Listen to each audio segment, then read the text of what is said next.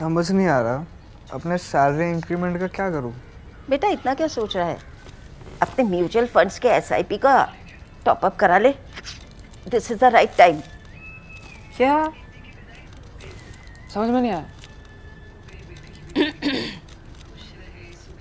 बेटा इतना क्या सोच रहा है? अपने म्यूचुअल फंड्स का एसआईपी टॉपअप करा ले। This is the right time. अब समझा।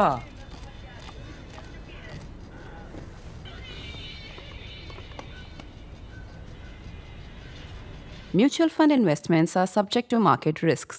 Read all scheme-related documents carefully. RSS Sarsangchalak Mohan Bhagwat's Vijayadashmi speech today was rather short, just a little over 40 minutes.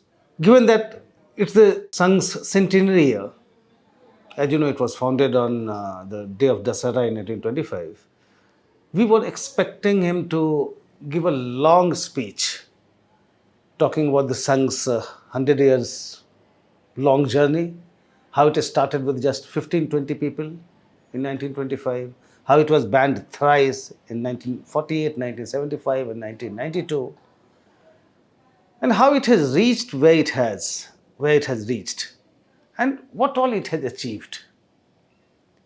Mohan Bhagwat did not go into any such detail. But that's precisely the point. The government led by ex-pracharaks might have chosen to make the Sangh Centenary year a big event, with Prime Minister Narendra Modi releasing a special 100 rupee coin and a postage stamp. But the Sangh would rather focus on the road ahead, as Robert Frost wrote, "Miles to go before I sleep." If you go by Mohan Bhagwat's speech today, he did not seem to be looking at the Sangh's 100 years as a great milestone, something to boast about. His speech was all about continuity, to organize the entire Hindu society, to make Bharat prosperous and show a new path to the whole world while safeguarding the dharma. I'm quoting Mohan Bhagwat here. During the centenary year, Bhagwat said, the Sangh will strive to spread its work of Vyakti Nirman, that's personality development, across the country. It will work to ensure that individuals and families adopt its Panch Parivartan or five initiatives program. They are social harmony, preservation of family values, environmental protection and self-reliance, and adherence to legal, civic and constitutional duties. As for the RSS's achievement, you couldn't have heard a more discreet mention. Bhagwat said, Swayamsevaks feel that the desire to participate in the works of the Sangh is increasing in the society. And that's all about achievement he talked about. So if you look back, if you look at the history of the Sangh and the kind of struggles it had to go through, it's an achievement for sure. Bhagwat did not say that, that's what I'm saying. I'll talk about 4 takeaways from Mohan Bhagwat's speech today. You might have read and seen many newsy bits by now, but I'll start with what, in my view, was a subtle attempt to reset common narrative about the Sangh and Mahatma Gandhi. At the very start of his speech, Mohan Bhagwat noted that this year also marks the 350th anniversary of Guru Tegh Bahadur's martyrdom and Mahatma Gandhi and Lal Bahadur Shastri's birth anniversary. And I quote Bhagwat here, Gandhi did not only fight for our freedom, but also had a special place among those who envisioned a post-independence Bharat based on Bharat's swa or selfhood. Later in his speech, Bhagwat virtually bracketed Vivekanand, Gandhi, Deendayal Upadhyay and Ram Manohar Lohia, in terms of continuity of Indian thoughts. And I quote him here, all our modern thinkers, from Swami Vivekanand to Mahatma Gandhi ji, Deendayal Upadhyay ji, Ram Manohar Lohia ji, and other greater leaders in our society who have tried to reflect on Bharat and the world based on a Bharatiya worldview, have all pointed in the same direction while addressing all these problems, unquote. My second takeaway from his speech is his warning against what Ambedkar called grammar of anarchy.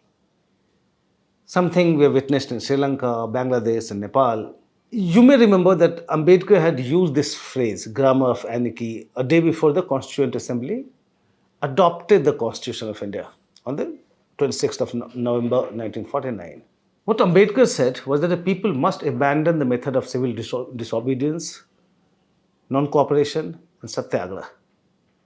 And I quote him here, these unconstitutional methods could be justified when there was no way left for constitutional methods for achieving economic and social objectives.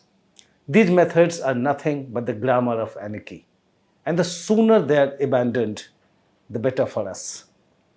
Unquote. Mohan Bhagwat borrowed it from Ambedkar to contextualize what happened in Sri Lanka, Bangladesh, and Nepal. As you say, Gen Z revolution. The RSS chief said that what happened in these countries is a matter of concern for us. The forces wanting to create such disturbances in Bharat are active inside as also outside our country. The natural and immediate causes for discontent are the disconnect between the government and the people. However, violent outbursts do not have the power to bring about the desirable change. The society can achieve such transformation only through democratic means. Otherwise, in such violent circumstances, there is a possibility that dominant powers of the world find opportunities to play their own games. And I'm quoting Bhagwat here. I'm quoting him again. Check history. No revolution has fulfilled its objective. France rose against its king and Napoleon became emperor. So many so-called socialist movements happened, and all these socialist countries are now capitalist. Unquote. Coming to the third takeaway, and this is about how the RSS is looking at the Modi government. Endorsement of national security policies, reservations about its economic policy, and some sort of advice in foreign affairs. That's our fourth takeaway. Talking about Pahalgam attack, Bhagwat said that the Indian government gave a fitting reply. He spoke about the resolve of the country's leadership and the valor of our armed forces. Bhagwat also appreciated Modi government's anti-national operations. Amit Shah should be happy. He said that Naxals have been controlled or restricted in a big way because of the firm action of the administration. So this is also praise for the Modi government here. What may be interpreted as a veiled criticism of the economic policy. The RSS chief said, and I quote him here, that in the economic sphere, one can say that our situation has been improving as per the prevailing indicators.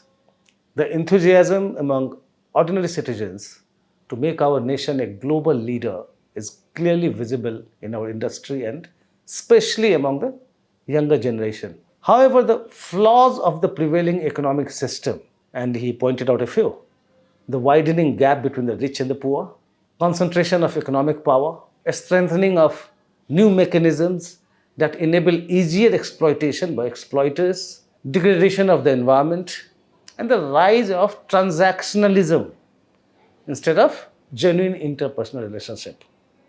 So he talked about all these and said that they're all globally exposed. We will need to reconsider our approach on some issues to ensure that these flaws and the tariff policy adopted by America, based solely on its self-interest, do not pose a challenge for us.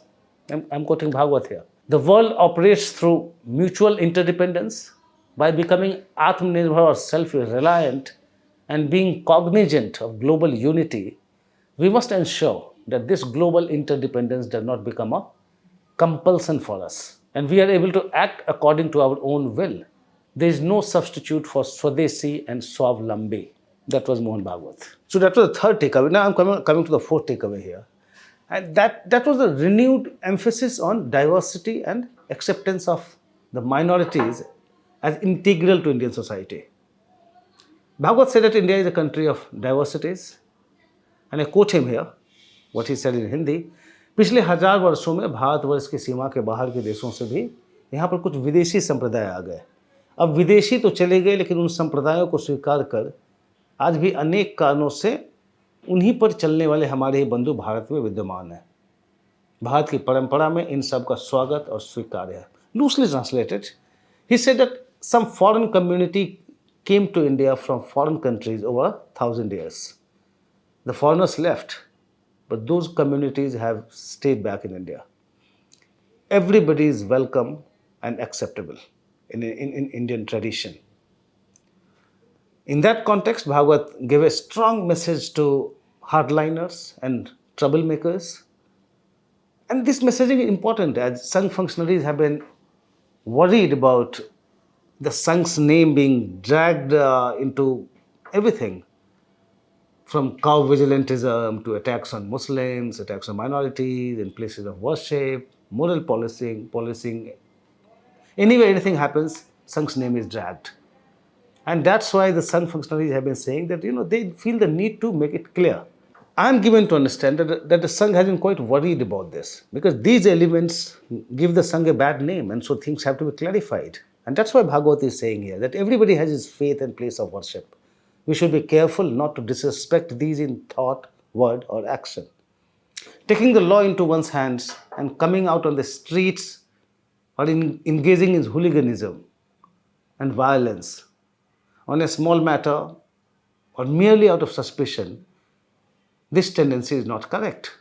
Show of a strength is deliberately done to provoke a particular community. The consequences of falling into their trap are evil both in the short and long terms. It is necessary to curb such tendencies, unquote. And that was a very strong message from the RSS Sarsanchalak to all those hardliners and trouble creators who you often see in the streets creating troubles.